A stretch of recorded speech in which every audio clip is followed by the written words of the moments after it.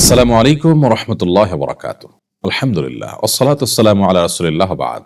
সুপ্রিয় দর্শক শ্রোতা ভাই বোন, সালাতুল হাজত কি এবং কিভাবে সালাতুল হাজত আদায় করতে হয়, আজ আমরা সে বিষয়ে জানার চেষ্টা করব ইনশাআল্লাহ তাআলা। হাজত মানে হলো প্রয়োজন। সালাতুল হাজত মানে হলো প্রয়োজনের সালাত।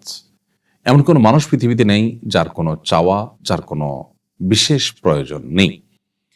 মূলত বিশেষ কোনো প্রয়োজন, বিশেষ কোনো ইস্যু, বিশেষ কোনো গুরুত্বপূর্ণ চাওয়াকে সামনে রেখে সেটি বিষয়ে আল্লাহ তাআলার কাছে আবেদন নিবেদন করার জন্য, দোয়া করার জন্য যে সালাত আদায় করা হয় সেটাকে বলা হয় সালাতুল হাজত।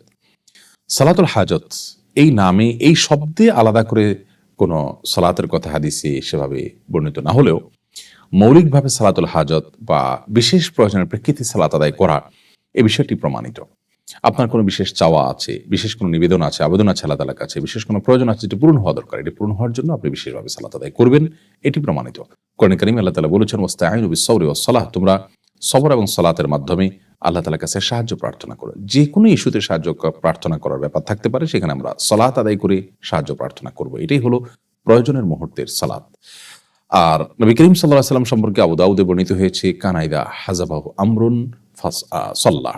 অন্য বর্ণনায় আসছে কানাইদা হাজাবাহু আমরুন ফাজা ইলা সালাহ, অর্থাৎ নবী করিম সাল্লাল্লাহু আলাইহি ওয়াসাল্লামের জীবনে গুরুত্বপূর্ণ কোনো ইস্যু, কোনো প্রয়োজন, কোনো সমস্যা তার সামনে এসে পড়লে তিনি সাথে সাথে সালাতে দাঁড়িয়ে যেতেন।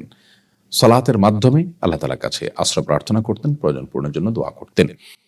বিশ্ববিখ্যাত মুহাদ্দিস মোল্লা আলী কারি রাহিমাহুল্লাহ তিনি বলেছেন যে এই সালাত যে নবী সাল্লাল্লাহু আলাইহি ওয়াসাল্লাম প্রয়োজন হলে সালাতে দাঁড়িয়ে যেতেন, এটা কি সালাতুল হাজত বলা যেতে পারে, অর্থাৎ প্রয়োজনের মুহূর্তের সালাত এটাই। যেহেতু এটার বিশেষ কোনো কাইফিয়ত বা পদ্ধতি বা বিশেষ কোনো সময় ঠিক করা নাই, যে কোনো সময় এটি পড়া যেতে পারে। যদিও সালাতুল হাজতের একটি আলাদা ফরম্যাট বা ভিন্নতর একটা ফরম্যাটের কথা তিরমিজির একটি বর্ণনা বর্ণিত হয়েছে, সেই বর্ণনাটি মুহাদ্দিসদের মূল্যায়ন, অনেক মুহাদ্দিসদের মূল্যায়ন অনুযায়ী সেটি সহিহ বা বিশুদ্ধভাবে বর্ণিত নয়, বরং সেটির সনদ নিয়ে অনেকে আপত্তি তুলেছেন, সেটিকে দুর্বল বলে বলেছেন। তো সেই বিশেষ পদ্ধতিটা যেটি ওই দুর্বল হাদিসে বর্ণিত হয়েছে সেটা আমরা জানিয়ে রাখছি।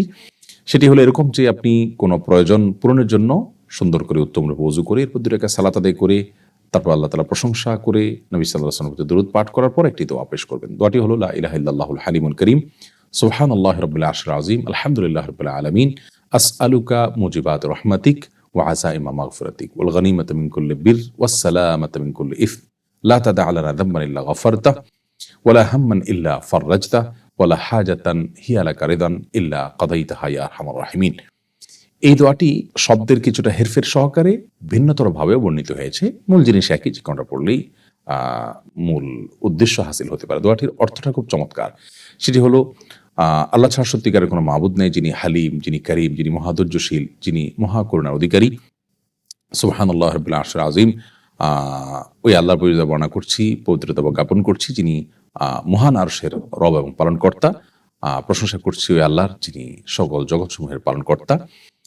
আসআলুকা মুজিবাত রাহমাতিক, হে আল্লাহ আপনার কাছে আমি চাই এমন জিনিস, এমন আমল, এমন দোয়া যা আপনার রহমতকে আবশ্যক করে দিবে আমার জন্য, এবং আপনার ক্ষমা লাভের যে উপায় উপকরণ আছে সেটি আপনার কাছে আমি চাই, এবং ওয়াল গনিমাতা মিন কুল্লি বির, সকল ভালো কাজ করার সৌভাগ্য আমি যেন পাই সেটি চাই, ওয়াস সালামাতা মিন কুল্লি ইথম, সকল পাপ থেকে নিরাপত্তা যেন আমি লাভ করতে পারি, নিরাপদ যেন থাকতে পারি সেটা আমি আপনার কাছে চাই। লা তাদা লানা যামবান ইল্লা গফারতা, আল্লাহ আমার এমন কোনো পাপ যেন না থাকে যা আপনি মাফ করেননি, ক্ষমা করেননি, অর্থাৎ সব গুনাহ আপনি মাফ করে দিন। ওয়ালা হাম্মান ইল্লা ফাররাজতা, এবং এমন কোনো পেরেশানি যেন আমার না থাকে যা আপনি দূর করে দেননি, অর্থাৎ সব পেরেশানি দূর করে দিন।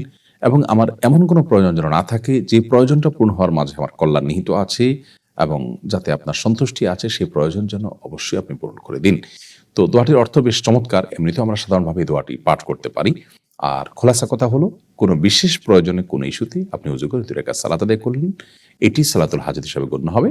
আল্লাহর কাছে আপনি মন খুলে দোয়া করবেন, নিবেদন করবেন, ইনশাআল্লাহ বিদিনিল্লাহ যে কোনো প্রয়োজন আল্লাহ তাআলা আপনার পূরণ করবেন। এটি যে কোনো সময় হতে পারে। আর দোয়া কবুলের সময়গুলোতে বিশেষ গুরুত্বের সাথে এগুলো করা উত্তম। এই ধরনের দোয়া সালাত আদায় করা এবং দোয়া পেশ করা উত্তম, যেমন ভোর রাত এবং দোয়া কবুলের যে আরো সময়গুলো আছে সে সময়গুলোতে। আল্লাহ রাব্বুল আলামিন সব ক্ষেত্রে আমাদেরকে নবী করিম সাল্লাল্লাহু আলাইহি ওয়াসাল্লামের সুন্নাহকে অনুসরণ করার তৌফিক দান করুন। আসসালামু আলাইকুম ওয়া রাহমাতুল্লাহ।